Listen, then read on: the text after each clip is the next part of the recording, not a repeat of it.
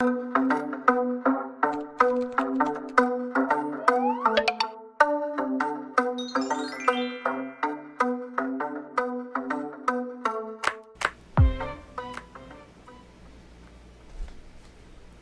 dia!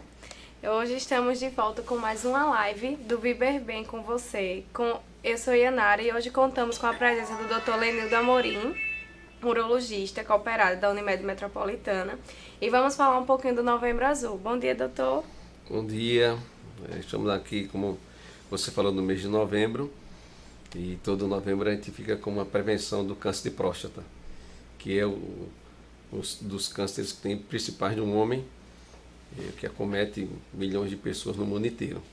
Então vamos comentar algumas coisas, vai ter algumas perguntas que a gente, no final, esperamos que a gente consiga alcançar o desejado para que vocês entendam um pouco sobre câncer de próstata. Esclarecer as dúvidas e conscientizar essa população, né, para a saúde do homem, né, doutor, que é muito importante essa conscientização e que se enfatiza mais agora no novembro, justamente por causa do Novembro Azul. Vamos iniciar então com a primeira pergunta, que é uma pergunta simples, mas que é de fundamental importância, porque algumas pessoas não sabem o que é a próstata e a sua função. A próstata é um órgão que fica entre a uretra peniana e a bexiga. E a função da próstata é produzir o líquido espermático. Por exemplo, para que você consiga gerar filhos, você tem que ter esperma. Os espermatozoides ficam dentro desse líquido, do qual, vamos dizer assim, consegue se manter vivos, e daí sim você consegue procriar. Então a função principal da próstata é produzir aquele líquido espermático. Também assim, a próstata serve como, vamos dizer que fosse uma ajuda no esfíncter para a retenção urinária. Então tem pessoas que quando faz uma prostatectomia radical, quando retira toda essa próstata, no caso de câncer, que a gente vai falar mais na frente, pode ficar perdendo urina. Mas a função principal, primordial da próstata mesmo é produzir o líquido espermático. Certo. E o que é o câncer de próstata, doutor? Bom, o câncer de próstata é uma coisa que todo homem, com o passar da idade, se não tem, pode ter. Por exemplo, um homem de 100 anos, ele vai ter 90% a mais de ter um câncer de próstata.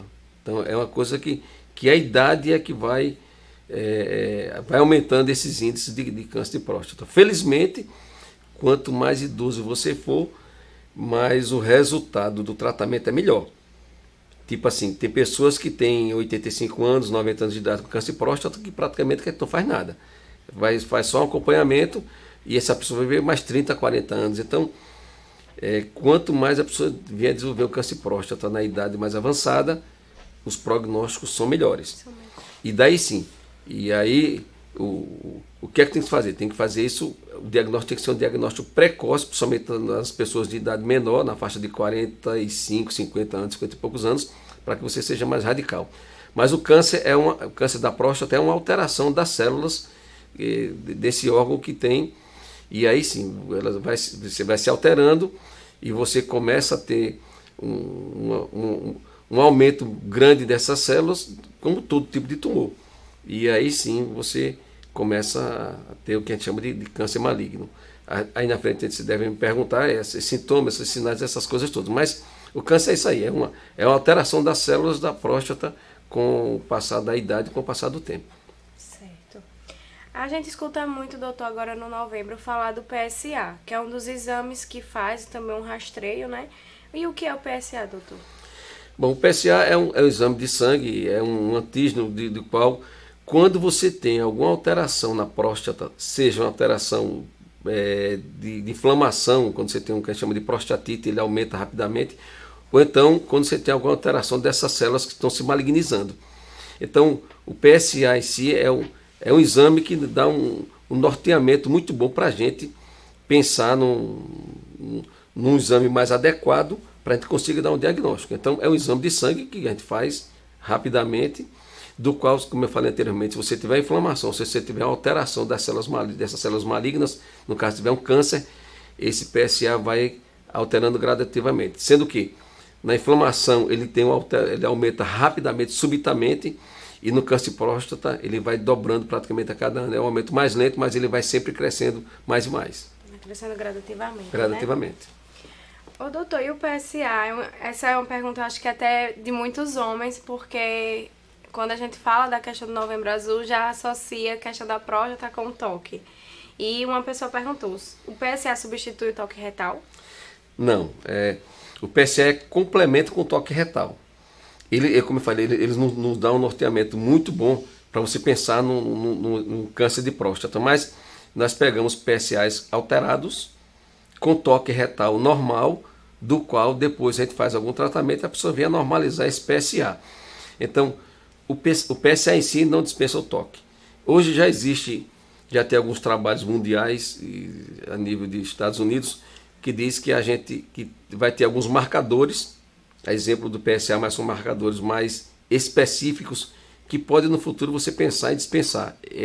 Acredito que não, mas assim, vamos dizer que são marcadores que são mais fidedignos, de maior confiança. Certo. E um outro exame também perguntaram, doutor, a ultrassonografia pode substituir o toque? Também não. A ultrassom, eu pego muito clientes no meu consultório assim, que chega com o PSA achando que o PSA em si já é tudo, não é. Então você tem que ter o PSA, você tem que ter o toque retal e você tem que ter uma ultrassonografia. Qual é a função do ultrassom?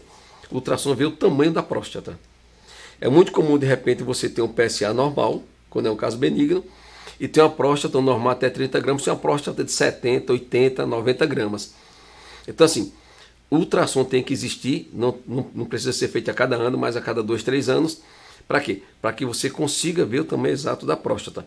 Porque daí sim, se a próstata estiver aumentada e sendo benigna, hoje a grande maioria a gente trata com medicamentos. A gente só é mais agressivo no caso de câncer de próstata. Então, nem o PSA dispensa o toque retal e também o ultrassom não dispensa, mas é necessário, esses 3 exames se complementam. Toque retal, PSA e ultrassom. Certo. A gente já falou do toque, doutor, dos exames. E o que é necessariamente esse toque? Para os homens tentar se conscientizar e realmente realizar esse exame, que é de suma importância para a saúde deles. Isso aí. A gente como o nome já fala, toque retal é feito através do reto. É um exame muito rápido. O incômodo é muito pequeno porque você faz o toque retal em 15 segundos, 20 segundos. Então, é um exame tranquilo. A gente fica com aquele tabu, né? Achando que dor você pode sentir um desconforto, mas dor não dói. Você sente um desconforto, porque a gente já tem toda a técnica de saber fazer um toque retal. Então, assim, devido à rapidez que faz o exame desse e a qualidade que nos dá, a segurança que nos dá, você tem que fazer o seu toque retal anualmente, principalmente se você tiver com o PSA normal até 4, mas acima de 1, você é obrigado a fazer o toque retal com certeza. Abaixo disso, às vezes a gente questiona se quer fazer um toque retal ou não. Acima de 1 tem que ser feito. É rápido, consegue dar um diagnóstico com muito mais exatidão e você vê que depois que você faz, você vê que não é esse bicho de 7 cabeças como se propõe a grande maioria das pessoas.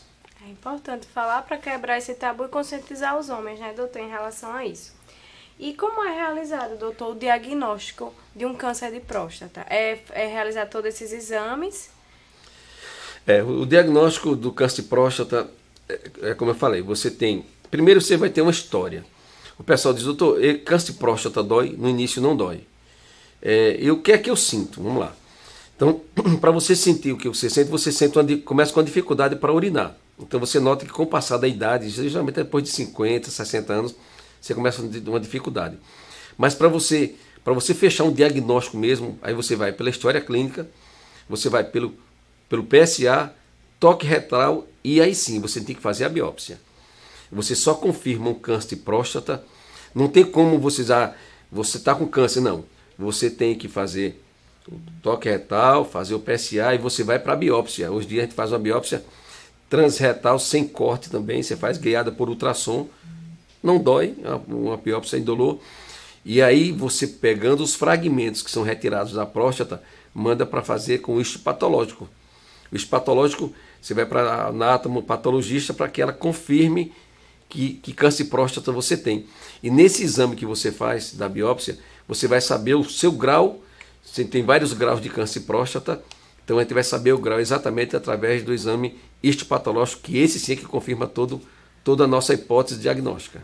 Se disser é benigno ou maligno? Não Benigno ou maligno. Certo. E o tratamento, doutor, do câncer de próstata é doloroso? Não, vamos lá. Quanto mais jovem você for, você tem que ser mais radical. Então, se eu pegar um câncer de próstata numa pessoa de 50 anos, quando a gente pega, vamos lá, pegamos um câncer de próstata, a gente tem que fazer alguns exames para saber se ele está só na próstata. Se ele estiver só na próstata até 68, 70 anos, entre 65 e 70 a gente vai pensar em cirurgia. Abaixo de 65 a gente tem que operar todos, muito bem, desde que o câncer esteja localizado na próstata. Se eu pegar um paciente que tem um câncer além da próstata, não adianta operar. Porque a sobrevida vai ser a mesma.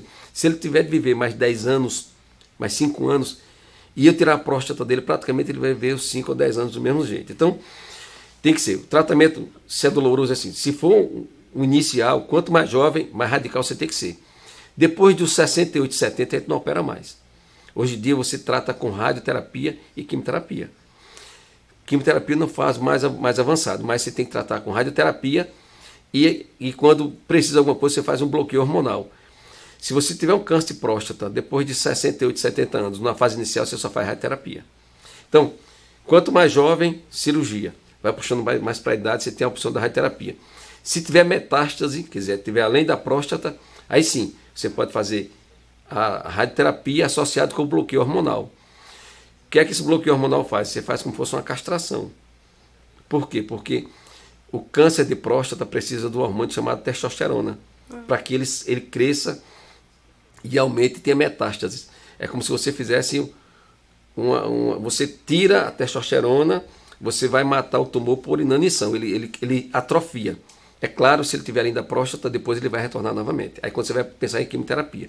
Mas cirurgia para os casos mais jovens, radioterapia e bloqueio hormonal quando é necessário nos casos das pessoas mais idosas. Certo. Doutor, existe alguma idade para realizar esse rastreamento precoce de pessoas que não tenham nenhum sinal, sintoma, nenhum fator de risco? Existe. Hoje a nossa sociedade preconiza, se você não tiver história familiar de câncer de próstata depois dos 50 anos, você tem que ir todo ano no médico. Se você tiver história familiar de câncer de próstata, 45 anos. Esse é o rastreamento que tem que ser feito. Então, você começa com PSA, como eu falei anteriormente, toque retal. Esse que vai, depois dos 50, se não tiver história, mesma coisa. Você tem que fazer, se você fizer esse exame anualmente, você vai, que venha desenvolver, porque às vezes a pessoa diz, doutor, eu fazendo a prevenção, eu vou deixar de ter o câncer? Não, a prevenção é para dar um diagnóstico precoce. Se você faz isso anualmente e você consegue dar um diagnóstico precoce, você vai ter 100% de cura. Agora, se você deixar uma janela de 3, 4 anos, volta 3, 4 anos após, nesse período você já pode ter câncer com metástase. Então, é obrigatório. História familiar, 45 e diante, sem história familiar, acima de 50 anos. Certo. Quais são os fatores de risco, doutor, do câncer de próstata? Bom, a gente sabe que o câncer de próstata é mais comum nos negros. Fora disso, uma coisa que aumenta muito também é a obesidade. Tem uma relação muito grande. Você vê assim, a alimentação, né? A alimentação mais gordurosa você leva à obesidade. Obesidade na América mesmo, nos Estados Unidos, o índice de câncer de próstata é bem maior do que no Japão. Porque o Japão é o pessoal mais magro, o pessoal que come mais os alimentos mais crus, essas coisas. O americano era muito embutido, muito industrializado. Né? Então isso aí são fatores de risco. Então, a cor, que é o negro, a obesidade, o sedentarismo. Quanto mais sedentário você for, você vai ter não só câncer de próstata, mas outros tipos de cânceres também você pode ter. Então essas três coisas têm uma relação maior com... Tem outras coisas mais, mas esses três são os principais com o aumento do índice de câncer de próstata. Certo. Uma pessoa perguntou, urinar muito e em pouca quantidade, pode ser algum problema na próstata? Pode. Como eu falei anteriormente, vamos lá. As pessoas que nos procuram com idade mais avançada são pessoas que começam a relatar dificuldade. Doutor, é o seguinte, eu estou urinando, aí chega na metade da urina, uma parte, aí para, depois eu volto a urinar novamente. Eu estou me acordando várias vezes à noite, tem gente que acorda 3, 4, 5 vezes à noite. Então são pessoas que, eu chego lá, demoro, então às vezes você vê um idoso entrar no banheiro, entra uma pessoa mais nova, urina e sai, urina e sai, o idoso fica lá esperando e fazendo força. Então, é isso que acontece. Você, quando a próstata aumenta, ela fecha a uretra e aí você passa a ter dificuldade para urinar. Só que tem um detalhe. Por ser assim, muito lento, as pessoas acham que isso é normal. Que não é. Ah, doutor, eu urino muito bem, me acordo 5 vezes à noite. Não está urinando bem. O normal é que você urine menos. Quanto mais você urina à noite, pode ser problema que seja da próstata. Por quê? Porque, como eu falei, ela aumenta e prende a urina. Você, quando vai urinar, você não consegue esvaziar a bexiga toda. O que é que acontece? Pouco tempo depois, a bexiga já está cheia de novo. Então, isso aí realmente, essa urina presa pode pensar em problemas de próstata. Certo. Uma pessoa perguntou, doutor, se o tratamento pode deixar a pessoa impotente. Não, é assim, vamos lá. A maioria dos tratamentos de próstata que são benignos, você não deixa a pessoa impotente.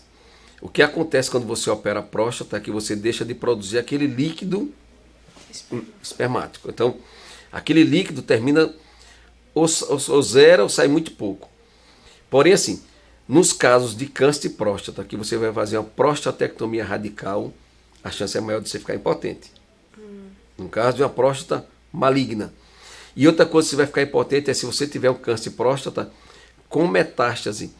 Porque, como eu falei anteriormente, a gente não, quando você tem metástase, não tira a próstata, mas você tem que fazer radioterapia e fazer o bloqueio hormonal.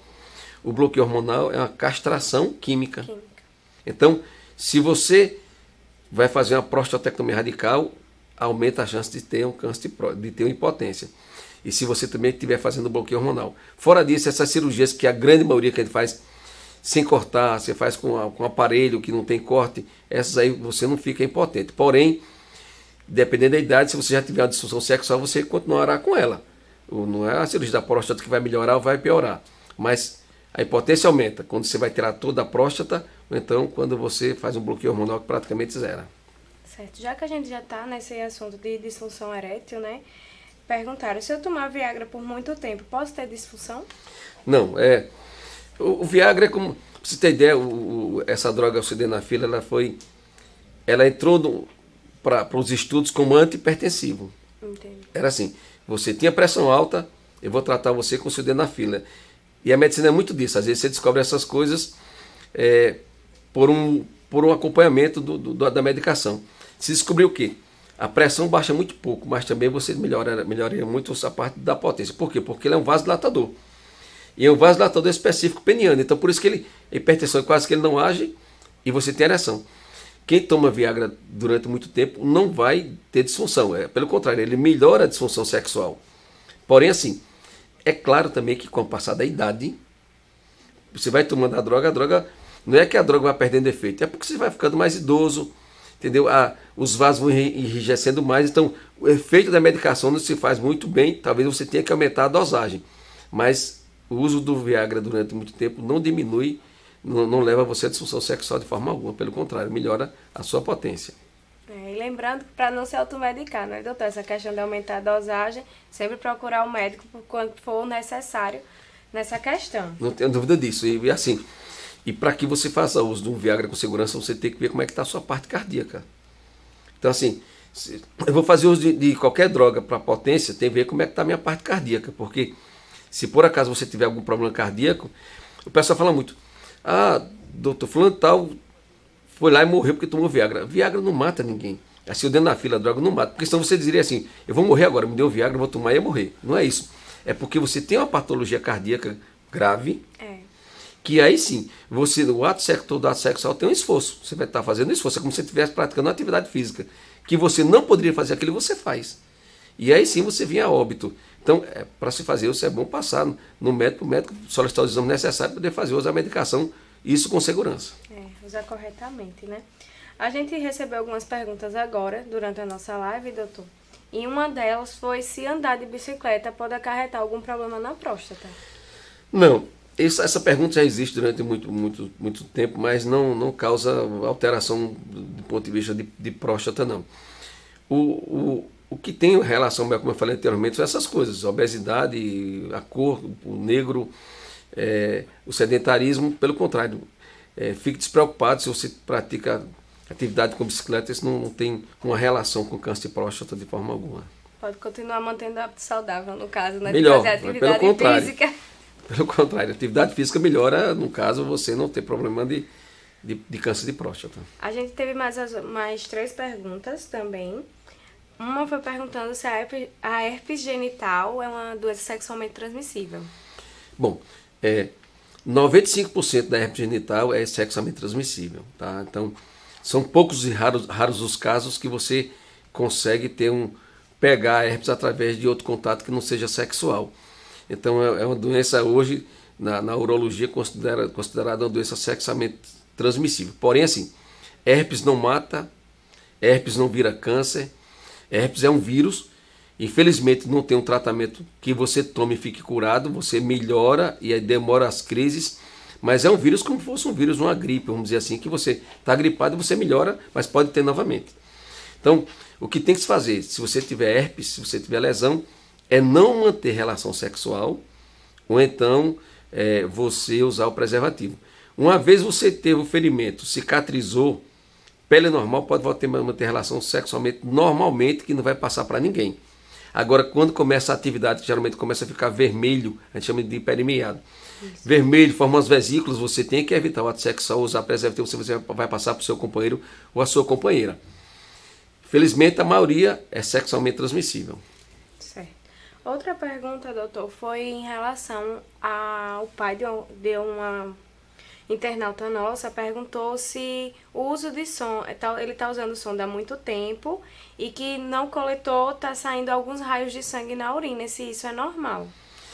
Bom, não é normal você usar sonda, ele está usando sonda por algum problema, que ela não citou, eu não sei qual é o problema, mas assim, se tem que usar a sonda, porque tem pacientes que realmente tem que usar a sonda o resto da vida. Se não, uma sonda contínua, ou então você pode fazer um cateterismo intermitente. Então, mas se está usando sonda e tem raios de sangue, isso é muito comum ter infecção urinária. Então tem que procurar um médico para pesquisar uma infecção urinária, porque a sonda é um corpo estranho. O corpo estranho é para estar dentro do organismo da gente.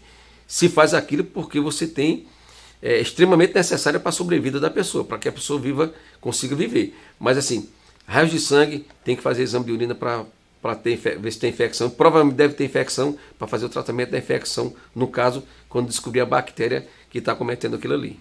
Certo. Eu deixei essa última pergunta, doutor, para o final, porque o novembro, além de a gente ter o Novembro Azul, no dia 14 de novembro a gente tem o Dia Mundial da Diabetes.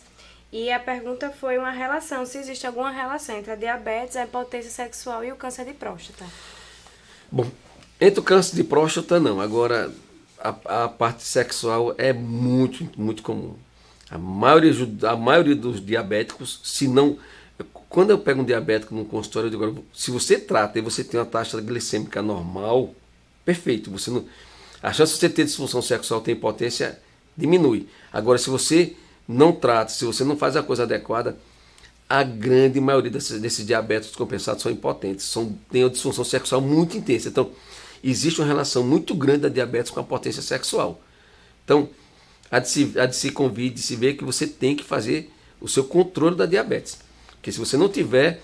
E assim, no final, esses pacientes que são diabéticos, que têm impotência ou disfunção sexual, a gente começa tratando com medicamentos, que aí vem esses aí... Se o denafila, tadalafila, tem vários medicamentos. A gente pode depois, a princípio, começar com as injeções dentro do pênis e, por último, termina desembarcando numa prótese peniana. É muito comum a gente colocar prótese peniana em pessoas diabéticas com impotência sexual. Então, essa relação da diabetes com a potência sexual é muito intrínseca. Tem que se controlar a pessoa, a maioria termina ficando impotente. No caso, a maior chance nos descompensados, né, doutor? Nos descompensados.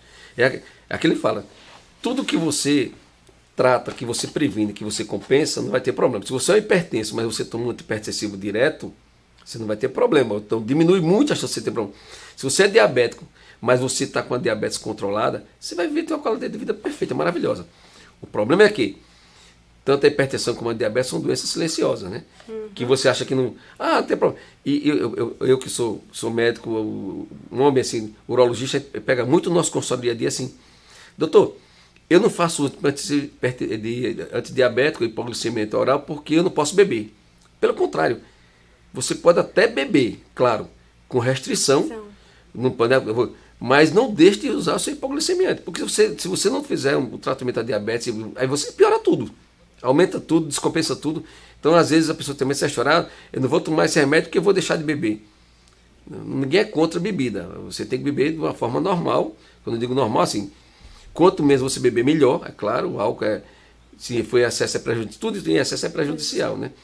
E assim, você tem que fazer uso e tomando sempre o seu medicamento para que você consiga controlar esses problemas dessas doenças crônicas, que são as coisas que levam a gente a maior óbito, é o câncer mesmo, é a hipertensão, é o diabetes, essas doenças que a gente vai adquirindo ao longo da vida com o passar da idade. E lembrando assim que a diabetes descompensada, ela não só atinge a questão da potência sexual, ela atinge os órgãos-alvos, como o cérebro, coração, artérias, os olhos na questão dos rins, na retinopatia também. Então é muito importante estar sempre controlando. Eu vou aproveitar o ensejo, vou agradecer ao doutor pela presença de hoje, por esclarecer as nossas dúvidas.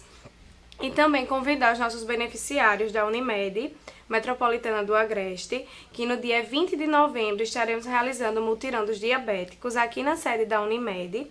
Conto com a presença de todos vocês. Tragam seus exames. Se você quer hipertenso, se você quer diabético, traga que a gente vai estar aqui com a equipe multidisciplinar, com médico, enfermeiro, nutricionista, os técnicos, para poder acolhê-los e poder lhe orientar melhor nessa melhor qualidade de vida. E no dia 27 de novembro estaremos com o mesmo mutirão em Penedo. Eu conto com a presença de todos vocês, tá? Isso é bom. Prevenir sempre é o melhor remédio, né? Então, que façam parte, são poucas Unimedes, quem sabe que tem um trabalho desse que a gente tem aqui na nossa cidade, um trabalho muito sério de prevenção, é bom para todo mundo, que se você previne, você sai ganhando e todo mundo fica bem, porque o melhor coisa é você ter qualidade de vida e ter saúde. Então, venham para cá desse convite que foi feito a vocês, para que a gente consiga fazer esse acompanhamento e orientá-los. Essa equipe que a gente tem aqui é uma equipe maravilhosa, que trabalha, vocês sabem, corretamente e orienta vocês adequadamente. Obrigada e até a próxima. Bom, até a próxima. Logo em breve estarei com vocês novamente. Um forte abraço.